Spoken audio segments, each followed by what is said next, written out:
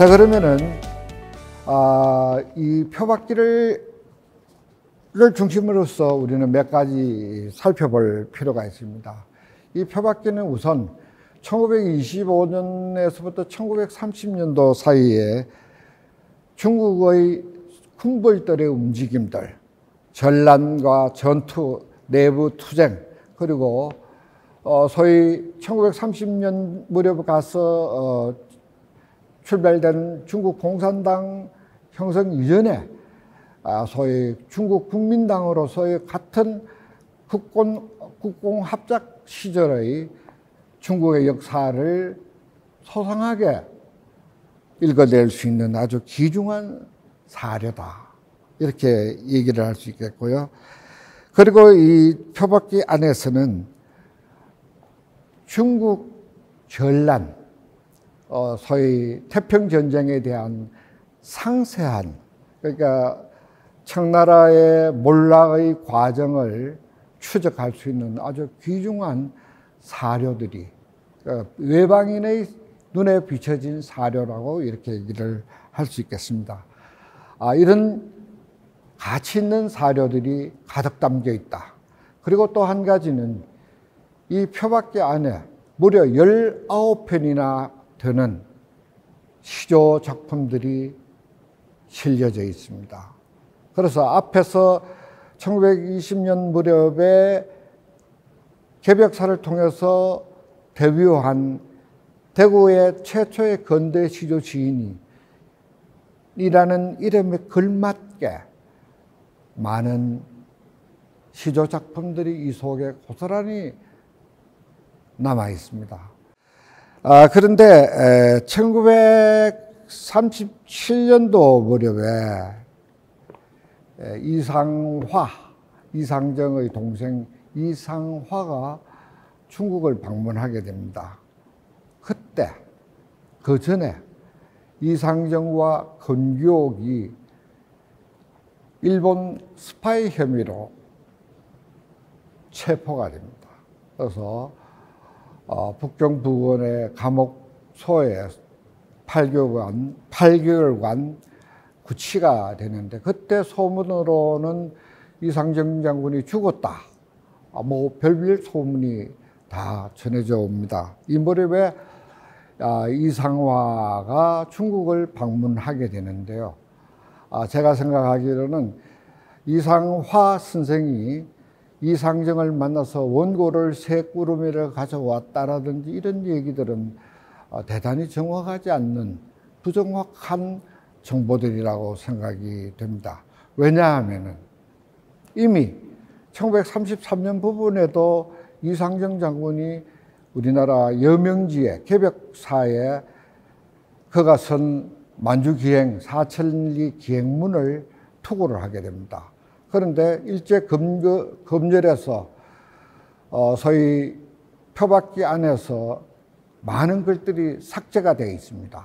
이것은 그 내용이 출판사로 갔다가 일본 검열에서 압수당했기 때문에, 특히 베이징에서, 그러니까 1925년, 26년 무렵에 펑유샹 군벌이 내몽골로 퇴각해 가는 과정, 그 과정은 소위 중국 내부의 군벌 간의 알력 관계를 규명하는 데 굉장히 귀중한 자료임에도 불구하고 그 부분들이 일제에 의해서 전부 다 삭제가 되어버립니다. 그 삭제했다는 잡지의 사고가 제가 최근에 발굴해서 그 내용을 공개한 바도 있습니다. 그런데 어떻든 간에 1937년 무렵에 석 달 동안에 이상화 선생이 이상정 백씨를 만나서 난징에서 북경으로 두루유람을 하면서 두 사람의 그 형제 간에 뜨거운 정을 나누었던 것은 분명한데, 이 과정에서 어떤 원고를 가지고 올 정도로 그렇게 의둔한 짓을 하지는 않았을 거로 보여집니다. 제가 짐작컨대는 이상정 장군의 많은 그 글들을 특별히 의열단 단원을 통해서 아주 기밀하게 원고를 이쪽으로 국내로 가지고 들어온 것이 아닌가 이렇게 보여지는데요. 어쨌든 이 과정에서 우리가 짚고 넘어가야 될 부분이 이상정 선생이 남긴 표박기는 3권 분량의 책 중에서 3분의 1밖에 아닙니다. 다시 말하면 1925년부터 1930년까지 기록된 책이 표박기라는 책입니다.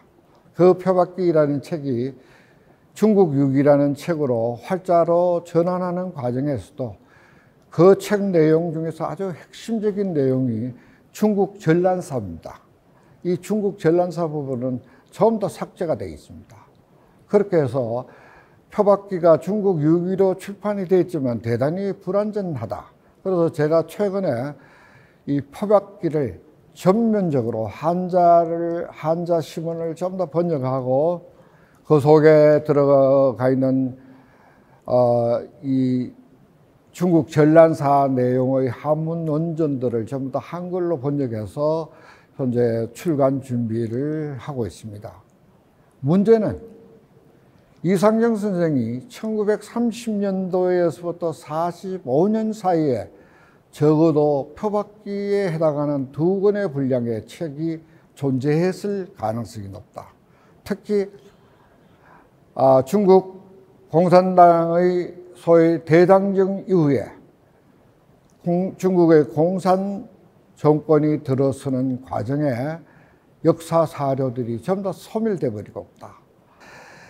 그리고 끝으로 이 표박기를 통해서 우리가 확인해야 될 부분들, 소위 일제시대 때 삭제된 내용들에 대한 재발굴의 가능성이 없을까?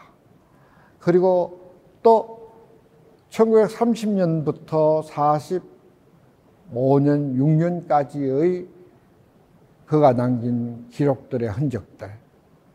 최근에 사진들은 권기옥 여사가 돌아가시고 권기옥 여사가 기증한 유품 중에 지금까지 밝혀지지 않았던 이상정 장군의 많은 사진들이 발굴이 되었습니다.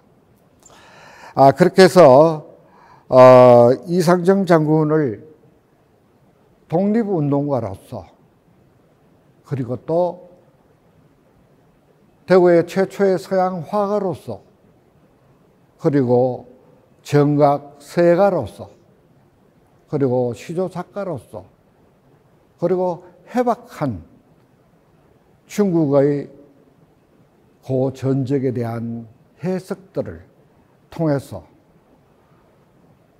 이상정 장군을 새로 조명하고 새롭게 평가할 가능성이 우리들에게 남겨진